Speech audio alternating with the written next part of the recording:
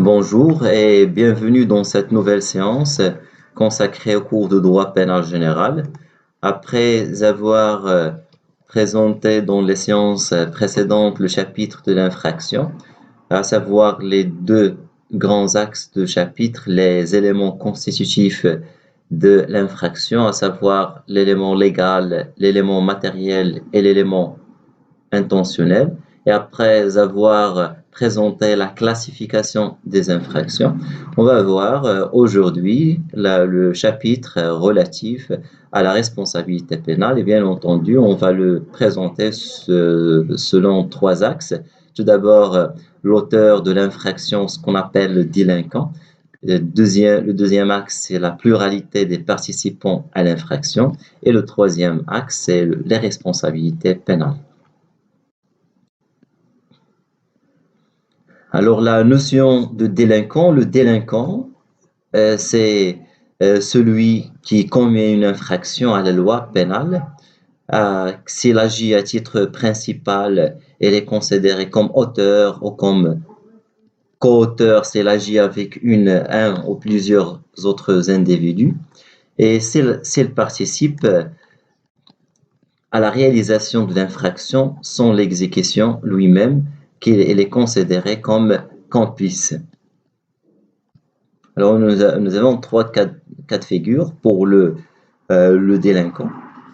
Que ce soit le délinquant qui agit à titre principal, ce qu'on appelle l'auteur de l'infraction, ou bien celui qui agit avec un ou plusieurs autres individus, qu'on appelle co-auteur, et également le complice qui a participé à la réalisation de l'infraction sans l'exécuter lui-même. Alors, ce qui est en effet sont délinquants, non seulement ceux qui ont commis eux-mêmes l'infraction, mais encore ceux qui ont aidé à réaliser cette infraction. L'auteur d'une infraction, comme étant celui qui accomplit personnellement les éléments constitutifs ou qui accomplit les actes matériaux de l'infraction que l'on appelle l'auteur matériel, c'est par exemple celui qui a tiré le coup de feu ou encore le coup de poignard. Le co-auteur d'une infraction, c'est celui qui en est l'auteur avec d'autres exemples, celui qui avec un autre soustrait la chose d'autrui est co-auteur d'un vol. L'auteur d'une infraction est la personne qui réalise le trouble social. Rappelons toujours la définition du droit pénal. Cette observation limite les concepts de responsabilité d'auteur à l'être humain, personne physique pleinement douée de ses facultés intellectuelles et mentales. Ceci dit, les animaux et les choses, ainsi que les êtres humains privés des dites facultés, ne peuvent supporter la responsabilité pénale de leur comportement. Et de par cela, les personnes physiques, les êtres humains peuvent accomplir l'infraction à titre d'auteur, de responsable principal de la réaction sociale. La loi pénale considère comme auteur d'une infraction toute personne qui l'exécute matériellement. Dans l'hypothèse où la personne qui exécute n'est qu'un figurant, le droit positif attache la qualité d'auteur à l'individu qui dirige la réalisation de l'infraction.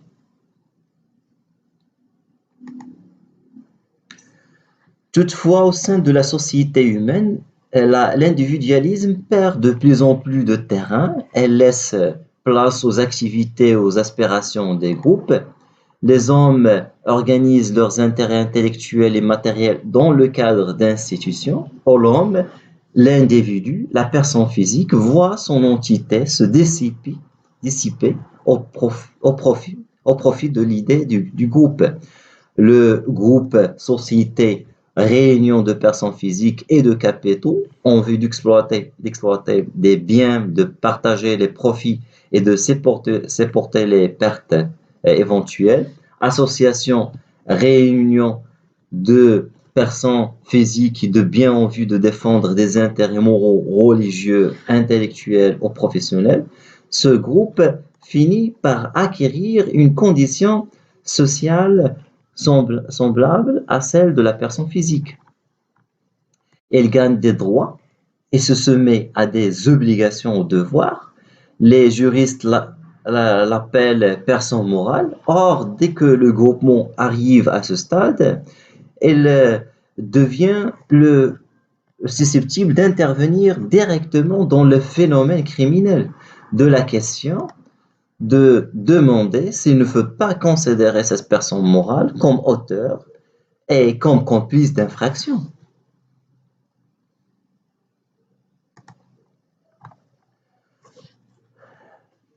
La question de savoir s'il est opportun de retenir la responsabilité pénale des personnes morales a fait couler beaucoup d'encre et suscite encore de nombreux débats.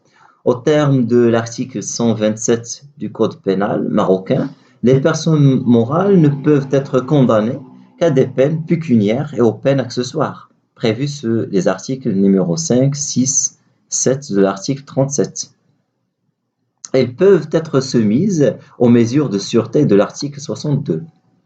Il convient de préciser que le Code pénal de 1962 était novateur en ce qu'il posait le principe de la responsabilité pénale des personnes morales, et ce bien avant le Code pénal français. En effet, ce dernier ne l'a admis que 30 ans après, avec la loi du 22 juillet 1992. L'objet de cette thèse est de mettre en exergue cette responsabilité pénale des personnes morales, limitant cette étude aux sociétés anonymes nouvellement créées. Le respect des valeurs fondamentales de la société, sanctionnées par le droit pénal, devra être exigé de la part de ces organisations qui affectent de manière concrète la vie en société. La responsabilité pénale est d'abord le fait d'une personne physique. Peut-elle être aussi le fait d'une personne morale? La question est d'autant plus importante que les personnes morales n'ont pas cessé de proliférer dans la criminalité dite d'affaires, vient souvent s'insérer dans le fonctionnement d'une personne morale et que celle-ci constitue des forces génératrices de délinquance, de tant que sont nombreux les points communs que la personne morale et la personne physique partagent, en l'occurrence la naissance, la vie et la mort. En ce qui concerne la pluralité des participants à l'infraction, on va entamer dans cet axe la complicité. Alors le complice, qu'on l'a défini, qui est celui qui, sans accomplir personnellement les éléments constitutifs de l'infraction, l'a seulement facilité ou provoqué. C'est-à-dire celui qui paye, par exemple, l'assassin ou qui lui prête l'arme du crime. De même, celui qui est complice, celui qui, sans accomplir lui-même l'acte matériel de soustraction, n'a fait qu'à aider l'auteur de la soustraction en lui fournissant un chalumeau pour découper un coffre-fort, par exemple.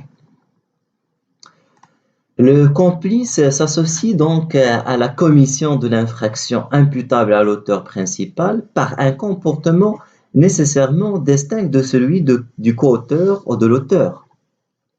La complicité, qui est un mode particulier de participation criminelle, suppose donc une pluralité de participants intervenant à des titres divers dans la réalisation d'une même entreprise délictuelle, qui est l'infraction.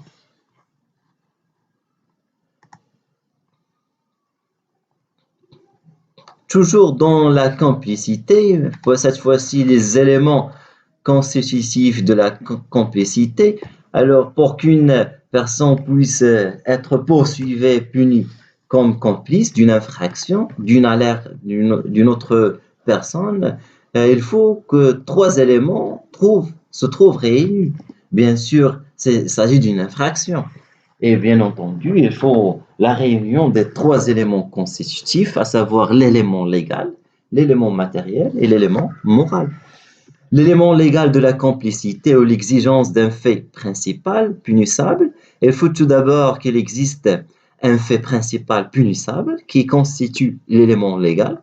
La criminalité du complice est accessoire, indirecte, et dès lors, il ne peut exister que si un fait principal soit commis par l'auteur principal. Un fait principal est punissable lorsqu'il tombe sous le coup de la loi pénale et constitue une infraction. Si l'acte de l'auteur principal n'est pas incriminé par la loi, celui qui en a été complice ne peut être puni. Mais il existe également des exceptions à ce principe, par exemple le suicide. Cette règle connaît en droit marocain une exception, punit la complicité des suicides, alors que le suicide en lui-même ne constitue pas une infraction. Le fait principal doit être qualifié de crime au délit, car la complicité de contravention n'est pas punissable.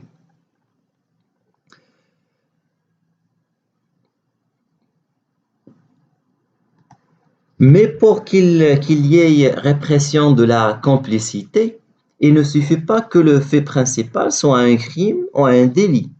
Il faut en outre que ce crime ou délit soit consommé ou simplement tenté. La complicité de tentative est donc punissable si le crime ou le délit n'a pas été tenté, soit que l'auteur n'a pas dépassé le stade des actes préparatoires ou désistement volontaire. Le complice échappe à la répression et donc dépourvu de peine. Enfin, c'est un fait punissable, principal punissable et nécessaire pour qu'il ait, il suffit qu'il soit possible d'une fonction. Le complice peut être puni même lorsque l'auteur principal échappe à la répression, soit parce qu'il reste inconnu, il est mort, il est mineur ou en état d'aliénation mentale, ou bien dans d'autres, le complice demeure punissable. Cette règle démontre que l'acte de complicité reflète une culpabilité distincte de l'infraction principale, bien que les deux faits s'articulent sur une même infraction qui constitue le support commun.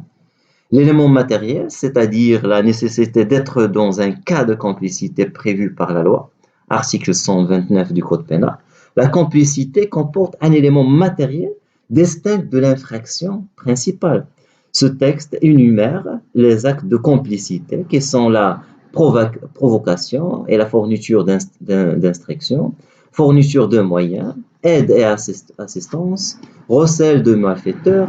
Il s'agit d'indications précises de nature à rendre possible ou à faciliter l'exécution d'un crime ou d'un délit et donné en sachant qu'il devait servir à la réalisation de ce crime ou délit. Aide et assistance, l'aide ou l'assistance que reçoit le complice pour faciliter l'infraction. Le recel, axe de complicité, suppose que le receleur fournisse au malfaiteur habituellement et non pas occasionnellement logement, lieu de retraite ou de réunion. Ces actes que nous venons d'énumérer sont des actes positifs qui supposent une activité matérielle favorisant la réalisation d'un délit ou d'un crime. On n'est pas complice par abstention. Les actes de complicité doivent être consommés. On ne peut pas, on ne peut être poursuivi pour avoir tenté d'être complice. Il n'y a pas de tentative de complicité, on l'a souligné. Il n'y a pas de tentative de complicité. S'il y a une complicité de tentative, il n'y a pas de tentative de complicité à l'heure que l'on peut être complice d'un délit ou d'un crime tenté par un tiers ou intention criminelle. La participation à l'acte principal ou au fait principal, le complice, doit avoir l'intention de faciliter la réalisation de l'infraction principale. Il doit savoir qu'il s'associe à un crime ou un délit déterminé, ce qui suppose une volonté consciente de participer à l'acte délictueux, à l'action principale consommée ou tentée par autrui. On ne serait par exemple considéré comme complice d'un meurtre celui qui serait prêté son qui aurait prêté son fusil de chasse au meurtrier pour lui permettre de chasser, alors que le meurtrier a commis un meurtre. Et s'ensuit donc d'auteur d'une faute d'imprudence ne peut pas être poursuivi comme complice, mais la question se pose de savoir si la complicité existe dans les délits d'imprudence, ou en d'autres termes, si l'on pouvait se rendre comme complice d'homicide. Il est difficile d'admettre que la complicité s'applique au délit non intentionnel d'auteur principal n'ayant pas voulu le résultat. Il est difficile d'admettre qu'il ait pu recevoir une assistance consciente pour commettre cet acte.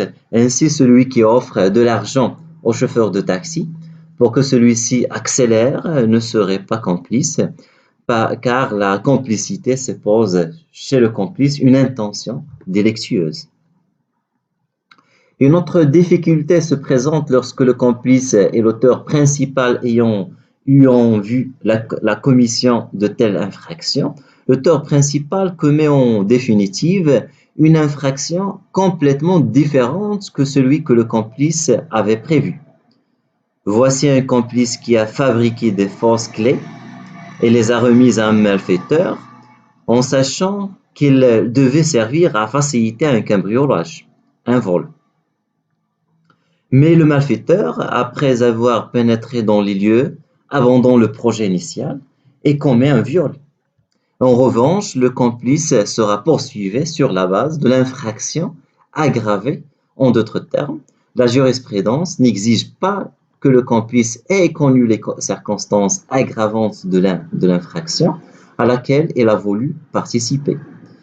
Du complice qui par ses instructions, voulait s'associer ou favoriser la réalisation d'un vol simple, alors que commis la nuit et en réunion, il s'est transformé en crime, le complice sera poursuivi pour vol aggravé. La jurisprudence estime que le complice devait prévoir toutes les circonstances dont le fait principal pouvait être accompagné. L'intention criminelle personnelle au complice résulte du lien de l'article 129 du Code pénal lui-même qui vise la provocation et les instructions données pour commettre l'infraction. La fourniture de moyens sachant qu'ils devaient servir, l'aide ou l'assistance prêtée avec connaissance, recel de malfaiteurs en connaissance de leur conduite, et l'article 130 du Code pénal pose le principe de l'identité de peine applicable au complice et à l'auteur principal, dispose en effet le complice d'un crime ou d'un délit est punissable de la peine réprimant ce crime ou ce délit. Mais si légalement le complice est exposé à la peine principale, en pratique, il peut être condamné à une peine différente, c'est-à-dire tantôt plus grave, tantôt plus légère que celle infligée à l'auteur. En effet, les sanctions appliquées à l'auteur et au complice varient en fonction des cas individuels. C'est ainsi que le juge peut prononcer le minimum de la peine légale envers le complice, ou le maximum légal, ou le contraire, comme il peut admettre l'octroi des circonstances atténuantes pour l'auteur principal. Par exemple, il est refusé au complice. Dans certains cas, la loi prévoit des situations différentes pour l'auteur et le complice. L'infanticide, le fait de tuer un nouveau-né, commis par la mère, auteur principal, il est puni de 5 ans à 10 ans de réclusion. Si la mère agit avec un complice, ce dernier encourt la réclusion perpétuelle.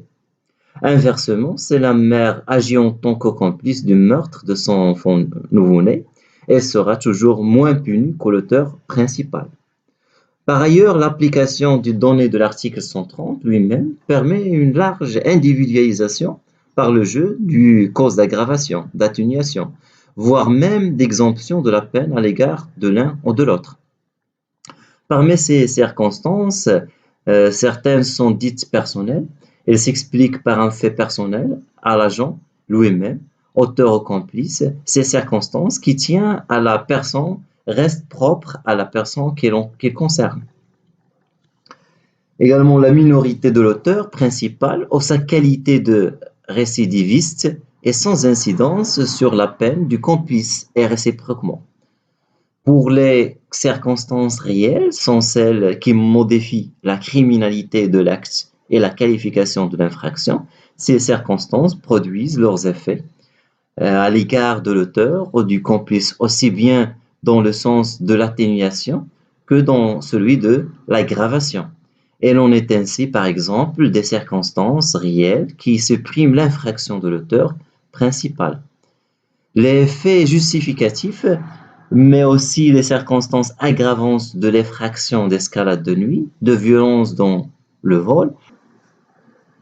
L'aggravation se répercute sur le complice du moment que l'infraction commise est de même nature que celle à laquelle le complice a voulu s'associer, même si le complice n'a pas une connaissance de ces circonstances au moment où il a prêté son concours, même s'il les a ignorées. Alors la prochaine séance, on va entamer l'axe relatif à l'irresponsabilité pénale. Au revoir.